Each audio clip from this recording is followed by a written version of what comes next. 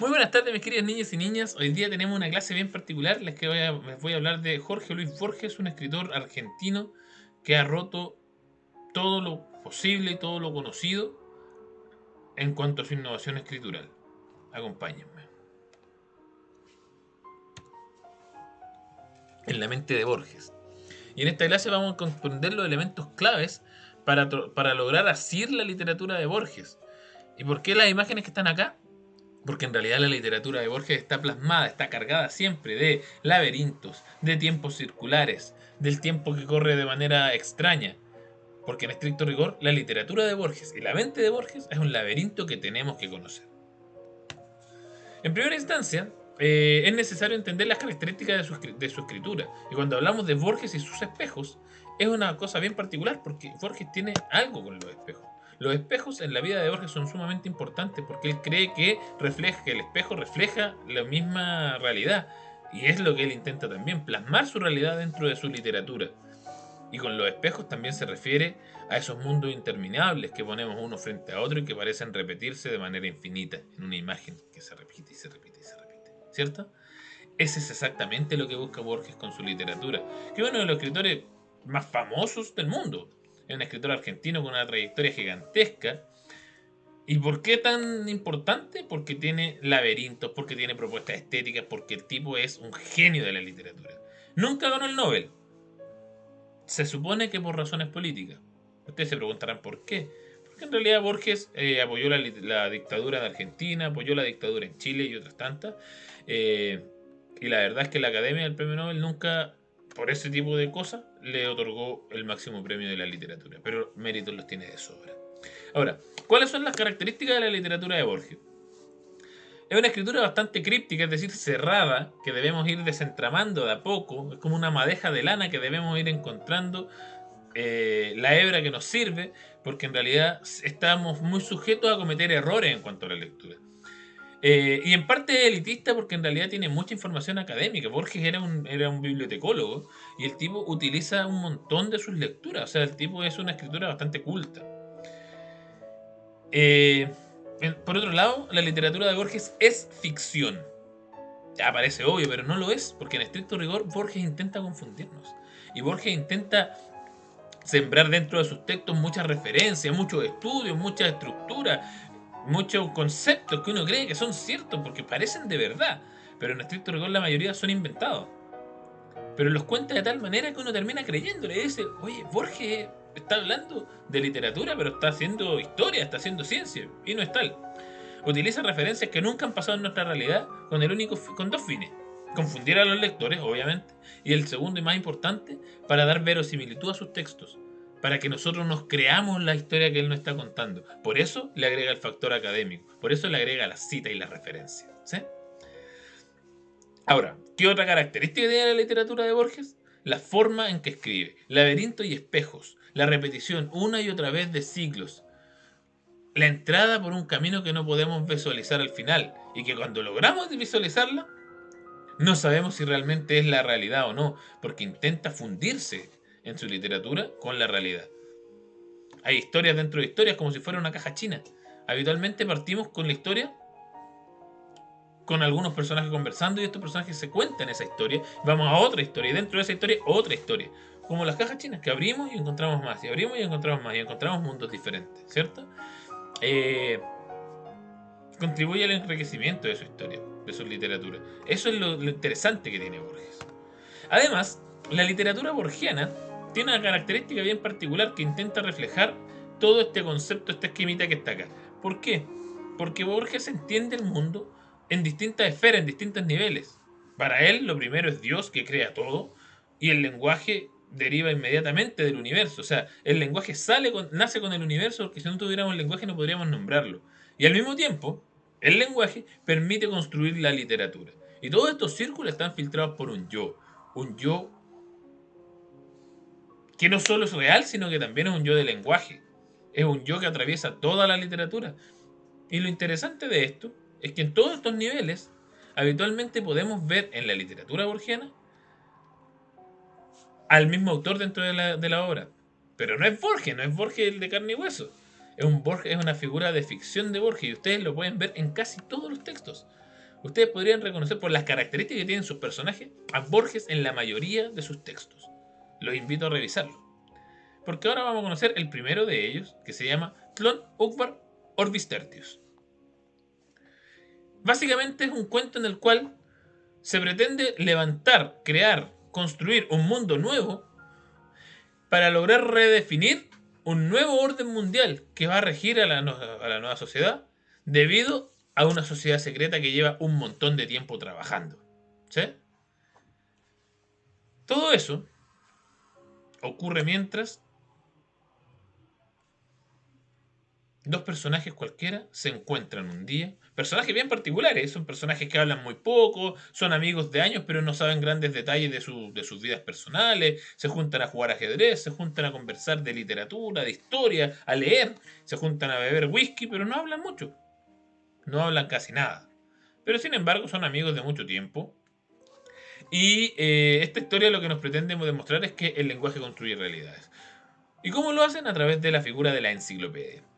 Uno de estos amigos le dice al otro, oye, encontré una cita respecto a algún tema en particular que lo decía un filósofo de Uqbar. Y este otro personaje que también es muy erudito dice, oye, pero Uqbar, ¿qué es Uqbar?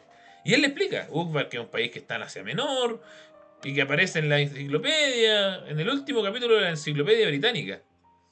Y este amigo tiene la enciclopedia, toma el libro y no encuentra el artículo, no está. Sin embargo, el amigo a los días siguientes le trae la enciclopedia en donde aparece el artículo de Uqbar. 4 páginas que intentan explicar, a grosso modo, lo que es Uqbar, un país que nadie conoce. Este es el mundo conocido de Borges, estos son los mapas que maneja Borges. En ninguno de estos mapas podría caber en América, en ninguna parte, porque en realidad todo este mundo ya está todo descubierto, todo conocido, todo poblado, según lo que dicen ahí. Y en realidad no está, po. Uqbar es un lugar desconocido, incluso para los más eruditos. Y aunque puedan encontrar vestigios como un artículo en una enciclopedia, no está. Simplemente no está. Entonces, ¿qué pasó con Uqbar? El punto es que nada se supo de Uqbar hasta varios años después, cuando por casualidad alguien encontró una enciclopedia de Tlön, de 1001 páginas, que describen en detalle un nuevo mundo, un mundo absolutamente desconocido, el mundo de Tlön. ¿Pero dónde estaba Tlön? Evidentemente no estaba en nuestro mundo. Y Tlön, al parecer, es un mundo antiguo. Quizá ni siquiera de este planeta. Es un mundo que está alejado de todo lo que conocemos, pero que en estricto rigor funcionó hace mucho tiempo. Y tal vez Uqbar estaba ubicado en Tlön y nunca lo supimos, ¿cierto? Es interesante el descubrimiento que se hace. Pero hasta ahora solamente es papel, solamente es palabra. Sin embargo, poco a poco comienzan a haber hallazgos accidentales. ¿Por qué? Porque en una excavación cualquiera un día excavan y encuentran unas ruinas antiquísimas que no responden a ninguna de las civilizaciones conocidas. No son sumerias, no son griegas, no son egipcias, no son de Alejandría, pero coinciden con los planteamientos de la enciclopedia de Tlön. En otra ocasión encontraron a un tipo muerto y en su bolsillo un fragmento metálico de este tamaño que pesaba un montón, que era pesadísimo. Era un metal que no era de este mundo, pero que coincidía con los detalles que reflejaba la enciclopedia que encontraron de Tlön. Ahora la enciclopedia es un decir, se encuentra solamente el tomo número 11 de esta enciclopedia. Pero con tantos detalles había escrito que hace incluso pensar que podrían existir los otros 10 y la gente empieza frenéticamente a buscar las enciclopedias de Tlön porque les parece una sociedad muy llamativa, que hay que investigar, que hay que conocer, ¿cierto? Entonces poco a poco empiezan a aparecer más detalles. De pronto un investigador logró encontrar muestras de un antiguo lenguaje que se parecen a lo que se mencionaba en la enciclopedia de Tlön.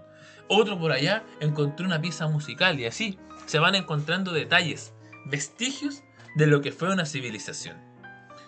Entonces, ¿qué pasó? Resulta que Tlön era, en estricto rigor, un lugar, una civilización que nunca conocimos. En realidad lo que ocurrió fue otra cosa. En realidad lo que ocurrió fue que una sociedad secreta trabajó durante más de 200 años. Y cuando sintieron que estaba listo, comenzaron a trabajar. Lo primero que hicieron fue poner un artículo particular de 4 páginas sobre un lugar llamado Ukbar.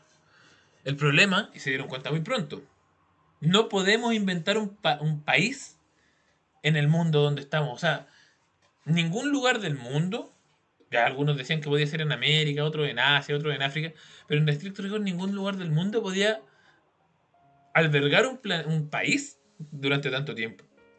Entonces, ¿qué decidieron? Avanzar más allá y construyeron un mundo entero, el mundo completo, el mundo Tlon, que inicialmente se llamó Orbis Tertius, pero que después el nombre final que se le puso fue Tlon. Y en realidad, después de que lograron llegar a esta idea y construir todo lo que les mencioné antes, empiezan a masificarlo. Por eso yo les decía antes, curiosamente. ¿Por qué? Porque son ellos los que finalmente empiezan a sembrar los elementos. Son ellos los que promocionan, los que patrocinan el encuentro de estas ruinas, de este nuevo metal. Y la curiosidad empieza a expandirse y empezamos a investigar Tlon. Y aparece Tlon y Tlon ya tiene vida. Pasó de ser una construcción meramente lingüística a ser un mundo nuevo. La sociedad secreta intenta instaurar un nuevo orden mundial. Y al parecer lo empieza a lograr porque al final del cuento, nuestro narrador nos dice que el idioma de Tlon se empieza a enseñar en los colegios. El idioma de Tlon se empieza a enseñar en los colegios. Espera un poquitito ya. Que el idioma de Tlon se empieza a enseñar en los colegios. Y los niños empiezan a aprender el idioma de Tlon. Y que poco a poco el mundo empieza a cambiar. ¿Por qué? Porque el modelo de construcción, el modelo farmacológico, el modelo de ingeniería de Tlon era mucho más eficiente. Funcionaba mejor. Entonces empezamos a asimilar los detalles que la enciclopedia nos entrega. Con el paso del tiempo, los países comienzan a desaparecer. Ya no existe Inglaterra, ya no existe Francia, ya no existe Alemania. Todos son reemplazados por Tlon. Y en algún momento, la sociedad secreta aspira a que el idioma de Tlon reemplace a todos los idiomas del mundo. Y nuestro mundo se transforme en Tlon. Un mundo distinto. Un mundo de papel que logrará generar un nuevo orden mundial. En palabras sencillas, este es un cuento bastante complejo. Sin embargo, muestra exactamente lo que es el estilo de Borges, con sus niveles de realidad, con sus referencias falsas, con un dejo de erudición que solo sirve para despistar a los lectores. En esta obra parte de una premisa de que el lenguaje puede crear realidades y la asocia a una pseudo teoría conspirativa que permite pensar en la imposición de un nuevo orden mundial a partir de un trabajo profundo y minucioso que toma siglos. ¿Realmente existen organizaciones secretas que intentan controlar el mundo? Yo no lo sé, no lo sabemos, pero de lo que estoy seguro es que Borges nos quiere convencer de que sí existen. Y para mi gusto es bastante convincente. Pero no es el único cuento que vamos a leer hoy día. También vamos a hablar del segundo cuento de la selección que se llama Pierre Menard, autor del Quijote. Nos ponen en una comparación a dos autores, Pierre Menard y Cervantes. Ojo, si ustedes quieren buscarlo, Pierre Menard existe. Ustedes lo buscan en Wikipedia y les va a aparecer Pierre Menard, les va a aparecer Pierre Menard, autor del Quijote, pero Pierre Menard es un personaje de la vida real. Y lo enfrenta con Cervantes, el autor original del Don Quijote de la Mancha, del ingenioso hidalgo Don Quijote de la Mancha. Pasa que Pierre Menard acaba de morir y se ha publicado en una revista un artículo respecto a su obra.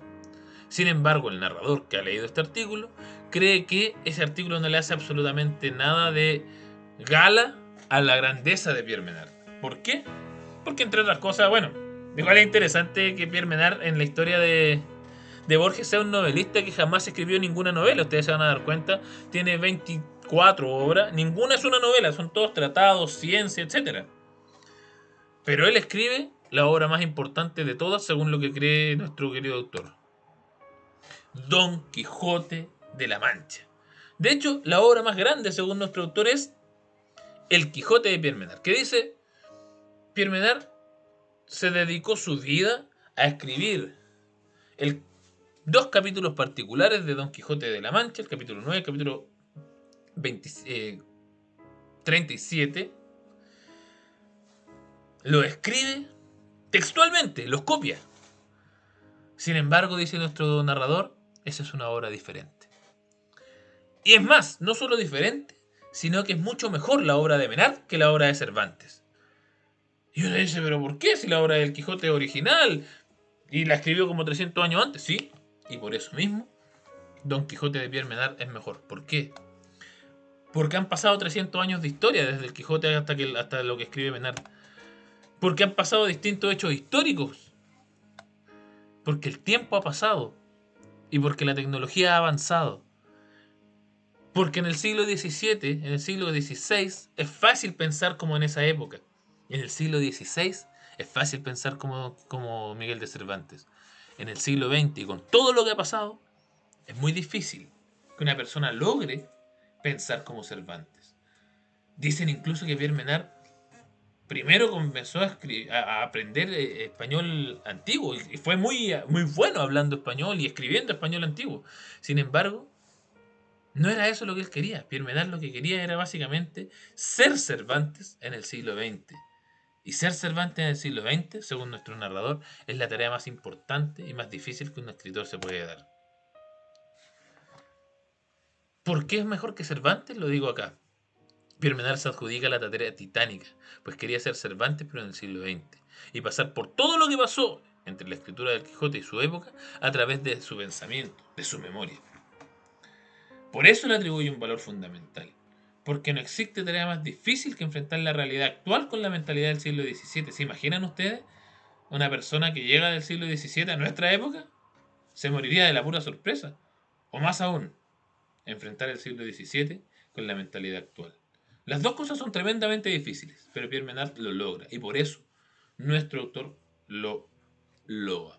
No es más que eso la historia, es un relato bastante breve que nos explica cómo la construcción de sentido que le damos desde la recepción de la lectura, de la literatura, es bastante más difícil que escribirla. ¿Cómo lo podemos explicar acá? Dice así. Pierre Menard, autor del Quijote, nos revela la importancia del contexto de recepción, o sea, de cómo recibimos la literatura, y cómo las historias se van resignificando a lo largo del tiempo.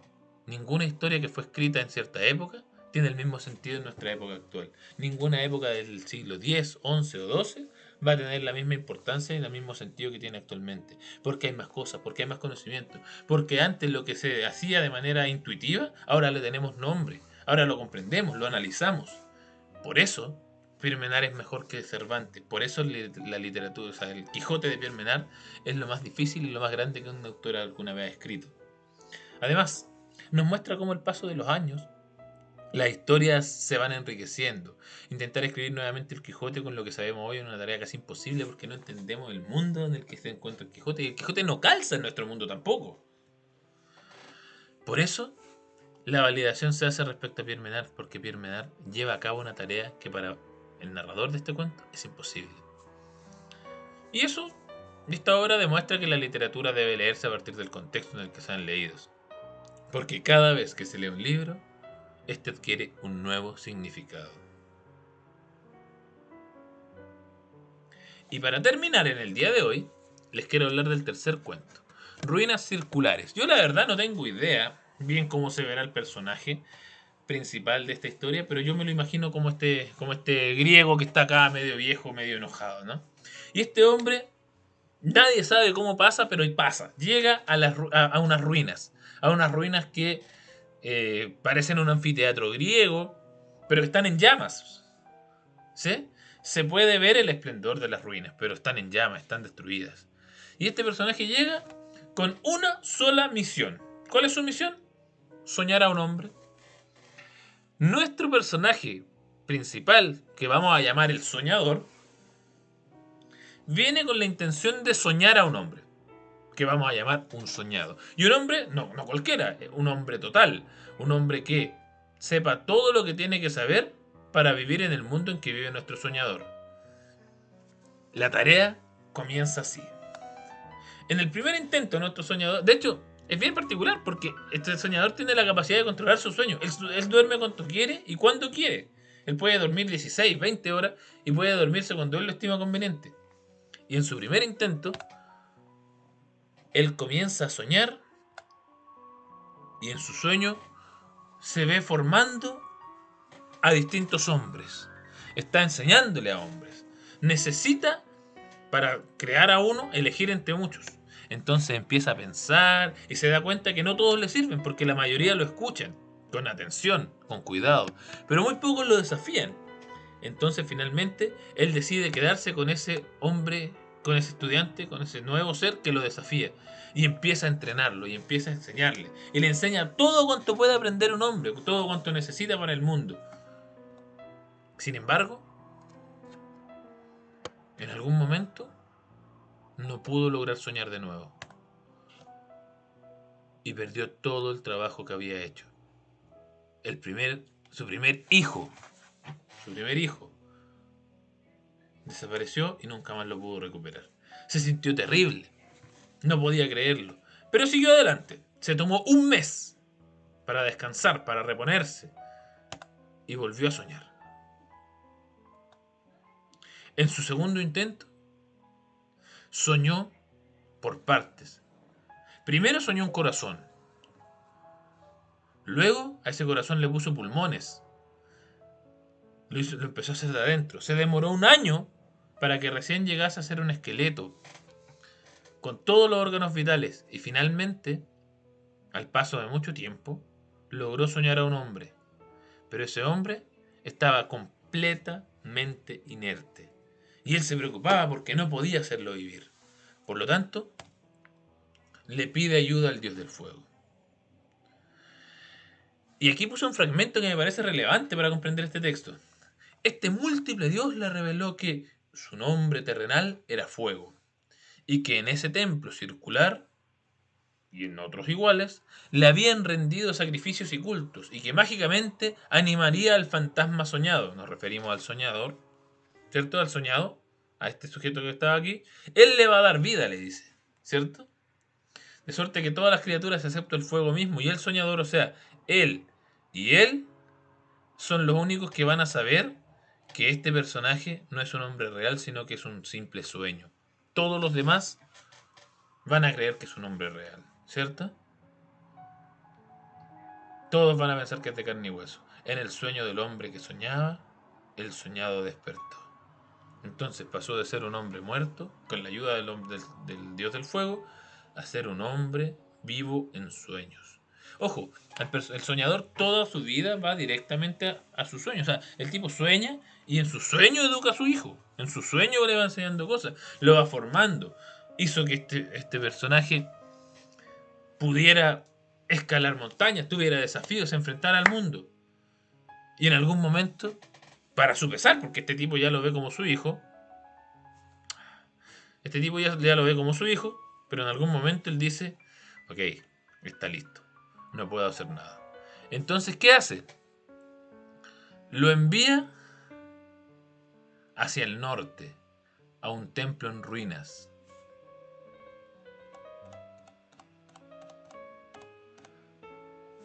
Había un detalle que no le había dicho. Este hombre, este soñador, llegó del sur. Desembarcó en las ruinas desde el sur. Y ahora que él ha mandado a su hijo hacia el norte, si va a llegar hacia el norte, ¿desde qué dirección viene? Efectivamente, también viene desde el sur. Y también viene desde el sur. Y nos venimos un poco a pensar y decimos, ya, pero el soñador llegó del sur sin que nadie supiera nada. Se puso a soñar y creó un hombre que ahora manda desde el norte hacia el sur.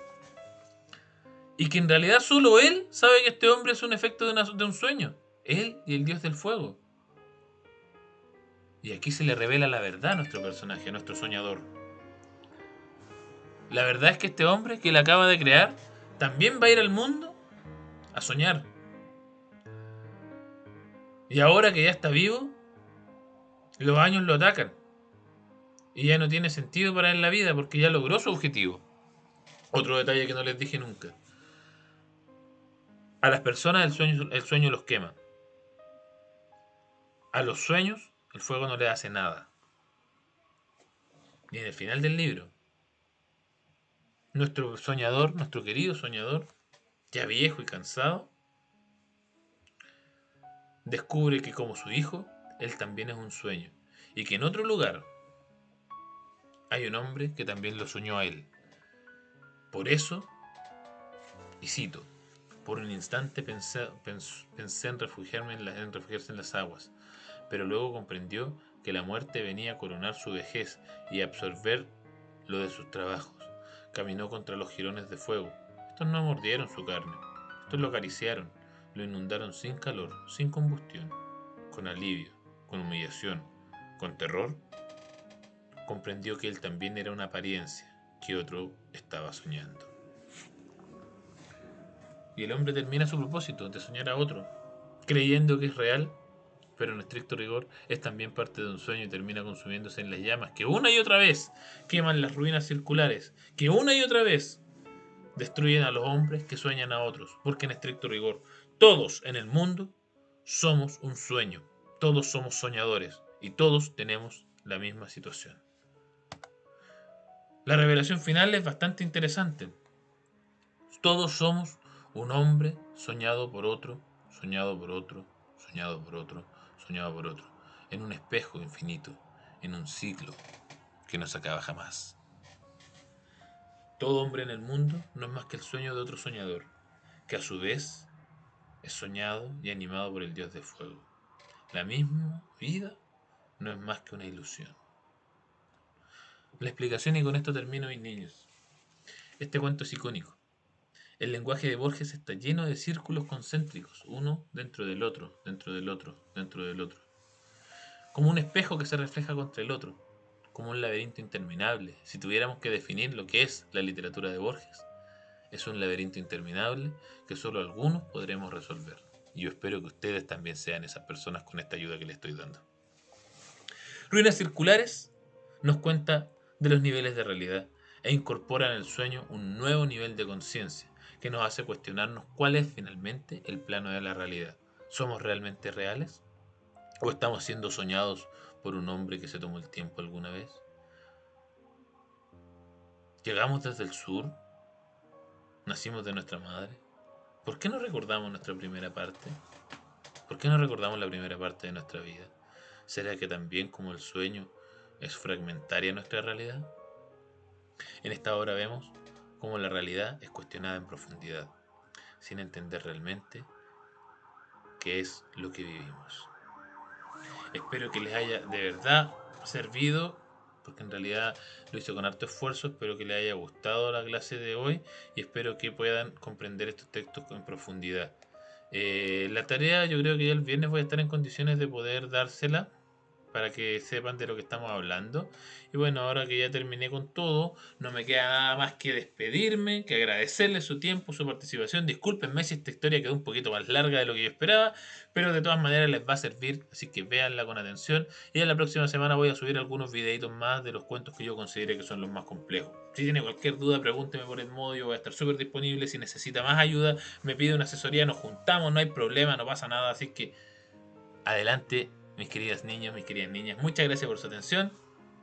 Que les vaya muy bien. Chao.